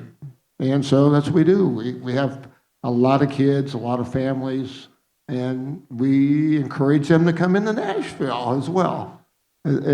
So selling fun is, that's why I'm still there at 74. What are the different experiences someone can have, and what's the most popular one? Zip lines. Yeah, Canopy Zip Line Adventures, and we've employed a lot of Brown County kids, and my wife, Sunshine, helped me get the good kids. And paintball. We started with paintball, actually.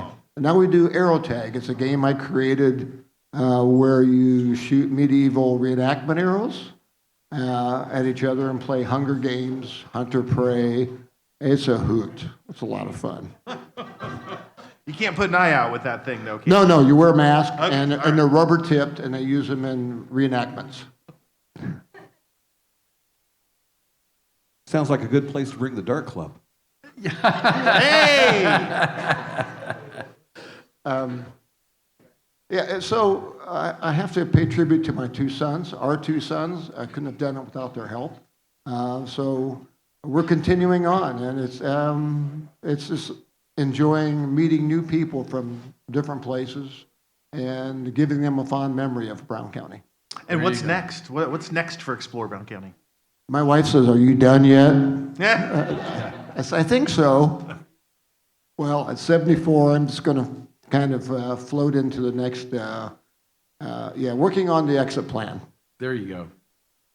Gary Bartels, Explore Brown County. Thank you very much. Thank you, Gary. Well, let's check in with our money mama, Lucy Schultz, and see what's going on. Hey, we're at 2871. Wow! 48 cents. That's awesome. That's it. $2,871? Get out of town. Thank you guys so much. This is fantastic. All right, let's get on with the show here. We have got, you going to do us a monologue? Yep. Yeah? Don Weiss is going to do us a little monologue right over here. Tell us a few things. My dad was born on a family farm on Sprunica Road. You can't get there from here, but some of you know where it is. But after the Great Depression, they had to leave town, so they moved to Johnson County, to Franklin. But Dad took his driving skills with him that he had learned in Brown County. There's a special way you drive in Brown County, not to the right or the left, you know what's left. And there were gravel roads, few bridges. You went through the creeks. And Dad said, you know, they followed the snake when they designed those roads in Brown County. It kind of looked like it. But anyway, he moves to Johnson County where it's flat. They got nice straight roads with lines in the middle. He drives right down the middle of the road, just right over the line, and sometimes clear over on the left side. And my sisters and brother and I would be riding with him. We'd go, "Dad, you're going to kill us. You're driving on the wrong side of the road." He'd say, "There's nothing coming." So if a car came, he'd pull over on his side, but then just as soon as it passed, he was back in the middle or clear over on the left side. Brown County driving skills, right? And he never stopped at a stop sign. He always rolled through.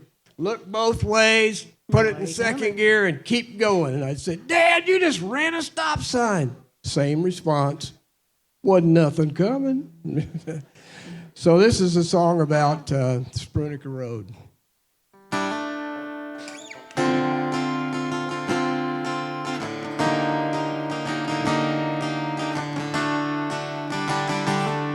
Listen to a tale about Sprunica Road. My daddy was born there in 1910. Raised on a family farm, trying to make a living and do no harm. Life wasn't easy down Sprunica Road. No, life was hard down Sprunica Road. Great grandpa left the farm and moved away. Left the family in a terrible way. My grandpa grew up angry, 'cause he had to work the farm just to feed the family. Life wasn't easy down in Sprunica Road. No, life was hard down Sprunica Road. Sprunica Road, Sprunica Road. That's where my family hails from. Sprunica Road, Sprunica Road. In the hills and the hollers that my daddy called home. Grandpa got sick, so my daddy left school to work the fields with a horse or a mule. He didn't have much education, but he knew about love and dedication. Life wasn't easy down in Sprunica Road. No, life was hard down in Sprunica Road. Great-grandma's buried in the old graveyard next to the church, not far from the farm. That's where the family escaped to sing about the blood and amazing grace. How sweet the sound that saved a wretch like me. I once was lost, but now I'm found. Was blind, but now I see. Life wasn't easy down Sprunica Road. No, life was hard down Sprunica Road. Sprunica Road, Sprunica Road. That's where my family hails from. Sprunica Road, Sprunica Road. In the hills and the hollers that my daddy calls home. Yes, the hills and the hollers that my daddy called home.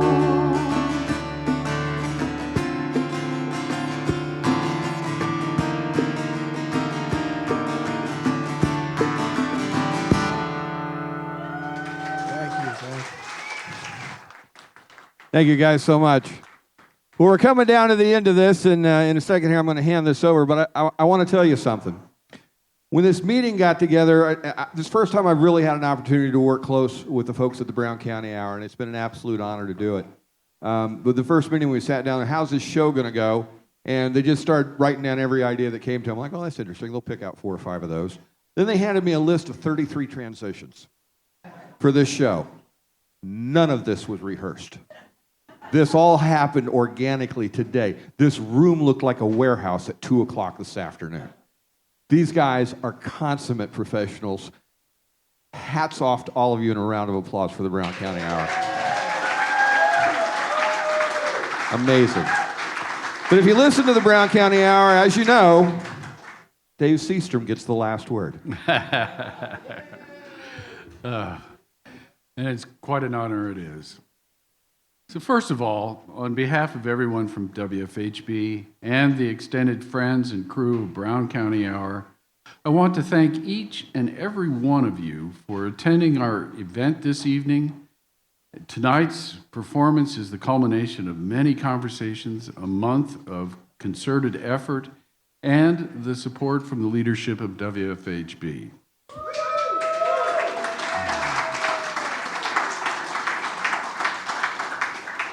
We have too many people to thank to name them all, but there are a few that we need to mention. We would like to thank the good folks at the Brown County Inn for their continuing support not only as sponsors of our show, but for donating this room for our event tonight. We would also like to thank Cindy Steele, publisher of our local magazine, Our Brown County, for her sponsorship as well. And I would be remiss if I didn't mention that the seed for this show grew from the imagination of our crew member, Rick Fettig, who tirelessly promoted this idea and did much of the behind-scenes work to make it happen. What you are experiencing this evening is the result of a team effort from the crew of the Brown County Hour and several of our contributors, without whom we could not produce our radio show. WFHB is volunteer-powered radio. I'm sure you've heard this before, but I want to emphasize that our 24/7 broadcast schedule is because over 100 volunteers are willing to give their time to make this happen. We work hand in hand with our undersized, dedicated, underpaid, and overworked staff and management to produce the award-winning news stories, youth radio, and the great diversity in our music program that you enjoy. It really is a community effort at community radio, and you, the listeners, play a vital role. With state and national funding for public broadcasting on the rocks, now more than ever, it's up to us to provide the funds to keep the kind of programming that we support on the air. In previous fund drive shows, I borrowed from a couple of famous speeches to emphasize the importance of supporting local public broadcasting, and I would like to revisit a few of those right now. And forgive me for this. In the long history of the world, only a few generations have been granted the role of defending freedom in its hour of maximum danger. The energy, the faith, the devotion which we bring to this endeavor will light our country and all who serve it, and the glow from that fire can truly light the world. And so, my fellow Hoosiers, ask not what your community radio station can do for you. Ask what you can do for community radio.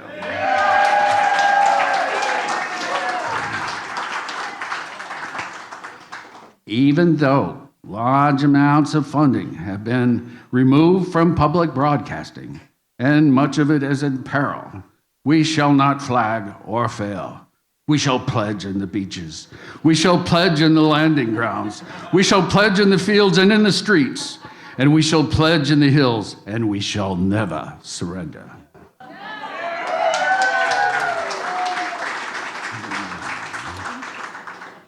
One score and 12 years ago, our founders brought forth a new radio station dedicated to the proposition that good music and honest news reporting is essential for life and to have quality radio.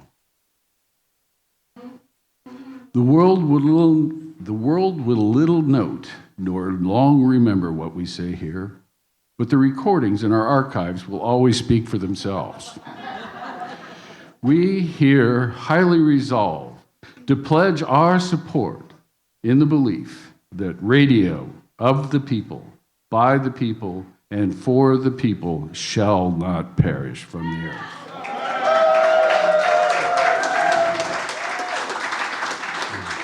I'll have to ask for forgiveness from JFK, Winston Churchill, and Abraham Lincoln, but I believe that if they were here right now, they would be the first to pledge. So again, thank you to everyone who showed up here tonight, and to everyone who is listening on the radio, and to especially everyone who donated. Thank you so much for coming tonight. Thank you, Dave. Let's get one last number here from our Money Mama. Where did we end up for on this night? $3,238.48. Whoa! Yeah! Thank you so much. Super proud. Thank you all so very much. Chad? All right, before I go, let's bring the crew up. Lucy, come back up. Come back up, Lucy. Everyone, all the core crew back up on the stage here. Lucy Schultz here, our Money Mama tonight. She's also our social media guru, right? She posts takes all the photos. Come on up here, guys. Chuck Wills, the man behind the curtain, our sound guy. Your showrunner tonight, Sarah Lytle. course, you heard this guy already, our essayist and resident papa, Dave Seastrom, the man with the mustache. Rick Fettig, this was his dream, and you made it come true. And of course, our founding mother, Pam Rader.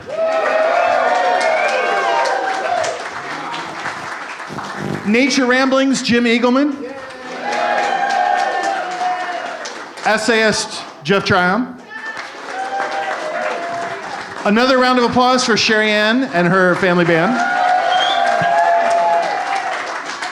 MC Hondo. My name is Chad Carruthers. I wasn't born in Brown County, but I got here as fast as I could. Good night. Good night. One last thing. Let's look at the schedule. 6:58. Unbelievable.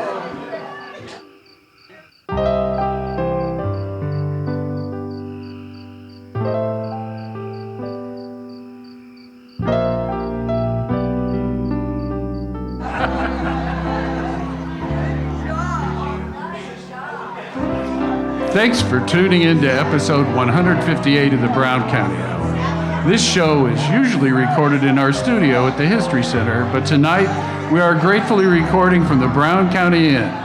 Our show is brought to you the first Sunday of every month at 9 a.m. and the second Wednesday at 6 p.m. and anytime online. Be sure to look for us on your favorite streaming services.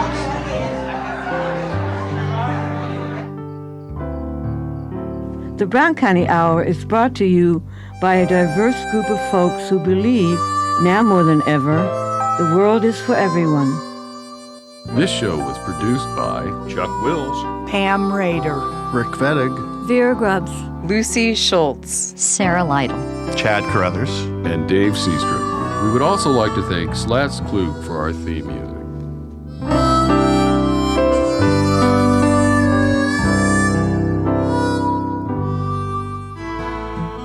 You have been listening to the Brown County Hour. coming to you from deep in the woods of Brown County, Indiana. Celebrating the arts, culture, and nature that make this such a unique community. Visit us online at browncountyhour.com. The Brown County Hour is a production of WFHB. Volunteer-powered, listener-supported community radio for South Central Indiana.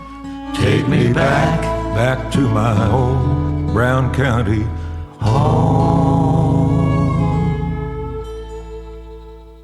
I love chicken so much. Gosh, I love chicken.